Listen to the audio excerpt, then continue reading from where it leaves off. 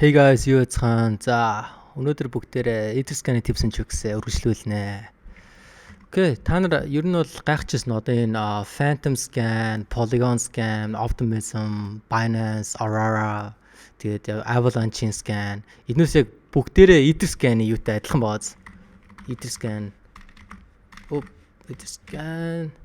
Etherscan-ийн вебсайт адилхан байгаас тэгээд бүгдээр мэдж байгаа шүү дээ. Ethereum-ийн Etherscan чинь хамгийн өвжин, хамгийн анхныхан те. Тэгсэн мөртлөө эднээс яг бүгдээр ингээд адилхан дизайнтай, адилхан фичертэй байхаар ер нь бол ямар ч девелопер гайхах шүү дээ те. Энэ одоо open source юм уу? Энэ байгууллагууд одоо энэ open source-ыг ингээд аваад forklоод тэгээд ингээд өөртөө сканыг гаргаад байна уу? Хэрвээ open source бол бид нар бас тэгэж болох юм уу гэж гайхчих магадгүй.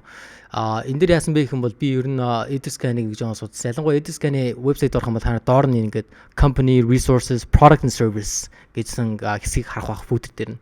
Тэгээд яг product and service хэсгийг хараад энд explore as a service-ийг ороод судлах юм бол Etherscan байгуулга нь өөрсдөө ингэж яад юм бэлээ. Ийм сервис үзүүлдэг юм бэлээ. Explore as a service гэдэг. Тэгээ та нар доошлуулах юм бол одоо ийм байгууллагууд, ийм чейнүүдэд одоо ийм EVM compatible чейнүүдэд өөрсдийн гэсэн скануудын бэлдэж гаргасан юм бэлээ. Тэр надад амар их сонирхолтой гаргасан. Тэгээ хэрвээ юу Block Explorer үүсгэмээр ах юм бол зүгээр контактаас хийд юм бэлээ. Тэгэхээр бүгд өнөөдөр юу сурж авав? Хэрвээ та нар өөрсдийн гэсэн чейнтэй ах юм бол юу сканер хийх гэж байгаа бол сканер хийх гэж байгаа бол тэгээд Etherscan-ийн скан шиг байлгамарх юм бол бид нар яаж болох юм бэлээ? Etherscan-ийн байгууллагын одоо энэ as a service руу холбогдоод контакт хийгээд тэгээд өөрсдийн гэсэн юутай олжлох юм бэлээ.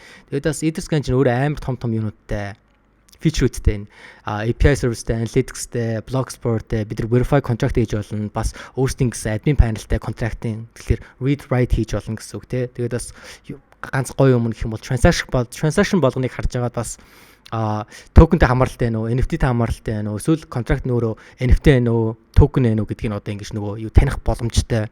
Тэр надад их амар таалагдсан. Тэгээд бас хамгийн сүүлд Aurora нэвтсэн байлээ. Nearing EVM compatible chain нэвтсэн байлээ. Okay guys, өнөөдрийн дугаараар бүгдээрээ юг Etherscan Explorer as a Service-ийг сонирхлоо, харлаа. Тэгээд ер нь энэ сарын Etherscan-ийн Tips and Tricks видеог бол Moonshark-ийн багийнхан спонсорлж байгаа. Тэгэхээр Moonshark-ийн багийнхандаа баярлалаа. Энэ series таалагдчих юм бол лайк үлдээгээрэй. Тэгээд Etherscan дээр бас өөрийн гэсэн таны Tips and Tricks ах юм бол коммент зүйлдээгээрэй. Тэгээд дараагийн дугаар хүртэл бай.